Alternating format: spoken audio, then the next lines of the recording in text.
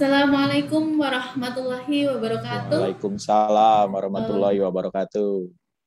ya, jumpa lagi dengan kami insan pengadaan barang jasa di bagian pengadaan barang jasa Sedda Kabupaten Semarang.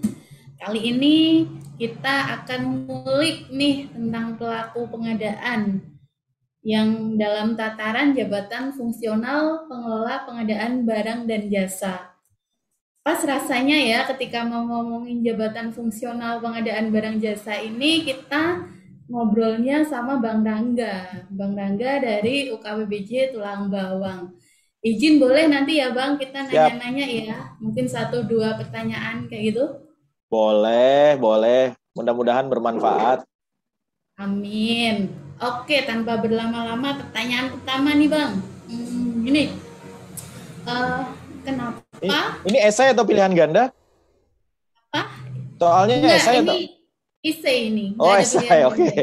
Siap. Nilainya lebih banyak ya. Ya, Oke, pertanyaan pertama nih. Eh, Kenapa sih harus ada jabatan pengelola pengadaan barang jasa dalam jabatan fungsional? oke. Pertanyaannya menarik ya. Kenapa harus ada gitu? Kalau bicara keharusan, tentunya kembali ke regulasi ya. Kalau dulu Perpres 16 kan per 31 Desember 2020 wajib dijabat oleh pengelola PBJ untuk kelompok kerja pemilihan. Nah, kemudian ternyata muncullah Perpres 12 2021 yang membagi sumber daya manusia itu menjadi tiga di pengadaan barang dan jasa. Di pasal 74A itu kan, yang pertama adalah sumber daya pengelola fungsi pengadaan barang jasa. Nah, di dalamnya ada pengelola pengadaan yang tadi Mbak Desi sebutkan dan juga personil lain.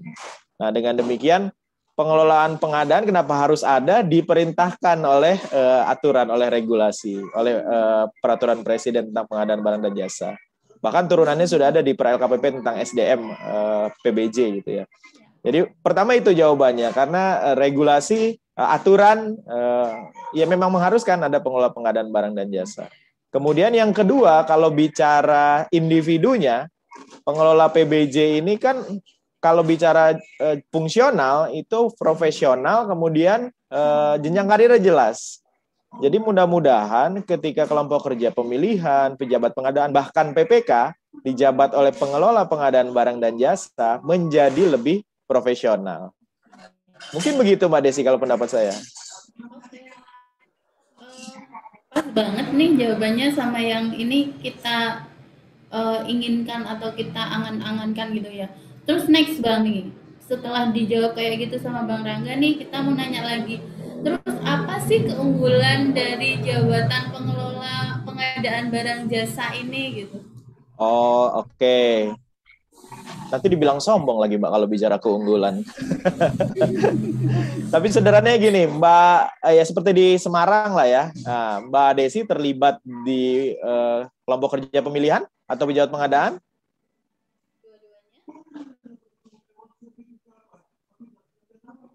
Biasanya karena kan masih dimungkinkan ya personil Iya. lain yang memiliki sertifikat tingkat dasar ketika jumlah fungsionalnya belum memenuhi atau jenjangnya tidak terisi dijabat oleh personil lain gitu. Nah, lalu apa keunggulannya? Kalau bicara keunggulan kita kembalikan saja ke tugas jabatannya. Jadi kalau pengelola PBJ ini kan tugas jabatannya ada 4, Mbak. Jadi sebagai perencana, dia terlibat dalam proses perencanaan. Kemudian kedua pemilihan. Lalu yang ketiga adalah kontrak ya, bagaimana memanajemen kontrak. Yang terakhir adalah terlibat dalam kegiatan swakelola. Jadi kalau bicara keunggulan dengan mempunyai, jadi istilahnya kalau saya bilang sih buy one get four. Jadi kita punya satu orang SDM pengelola PBJ fungsional, maka bisa ditugaskan jabatannya ada 4 tadi.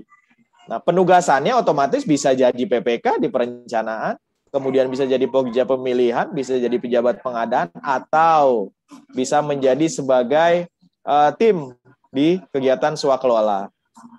Ini sangat penting nih Mbak untuk mendukung UKPBJ-nya menjadi Center of Excellence nih. Nah, mungkin itu sih pendapat saya.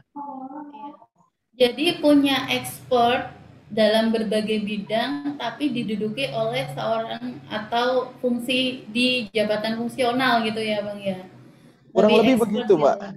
Iya, jadi multi talenta maksudnya, multi talenta gitu. Karena kan kembali ke yang pertanyaan pertama tadi, Mbak, ketika dia profesional, profesional itu kan berarti profesi, ya, punya profesi, profesinya pengelola PBJ. Nah, supaya dikatakan profesional, SDM ini kan pasti punya pengetahuan, punya pendidikan formal, kemudian punya keterampilan dari pengalaman dia, dan terakhir selalu mau memperbarui keterampilannya. Jadi jangan berhenti juga nih ketika sudah punya JF PBJ, si JF-nya tidak mau mengupgrade dirinya, percuma saja gitu. Iya. Oke nih. Sebelum kita akhiri, mungkin ada pesan atau apa ya, kata-kata closing statement atau apa gitu, Bang? Oke, keren. Saya apresiasi nih BPBJ Kabupaten Semarang. Jadi eranya sudah seperti ini gitu ya. Jadi kita harus punya banyak media nih untuk menyampaikan hal-hal yang baik tentang PBJ ya. Karena PBJ sekali lagi bukan hanya proses pemilihan, pelaku usaha bagian penting juga. Dan salah satu pelakunya adalah para pengelola pengadaan barang dan jasa, sebuah jabatan fungsional yang menjadi semakin menarik diminati oleh banyak orang. Ya paling buat teman-teman yang belum menjadi JF, ayo bergabung menjadi JF. Nah, karena ASN ini kan harus memilih, Mbak Desi ya, mau jadi struktural atau fungsional tertentu nantinya, apalagi dengan penyetaraan. Jadi putuskanlah menjadi fungsional pengelola pengadaan barang dan jasa. Kemudian bagi rekan-rekan yang sudah menjadi pengelola pengadaan barang dan jasa, jangan sibuk pemilihan, jangan sibuk tender, tapi lupa karir. Karena fungsional, sekali lagi rumusnya dua, profesional dan karir. Itu saja mungkin Mbak Desi. Terima kasih. Ya, ini saya terima kasih banget atas waktunya. Kurang lebihnya mohon maaf ya Bang ya. Baiklah, terima kasih untuk semua waktu dan atensinya. Kita akhiri. Wabillahi taufik wal hidayah. Wassalamualaikum warahmatullahi wabarakatuh. Waalaikumsalam warahmatullahi wabarakatuh.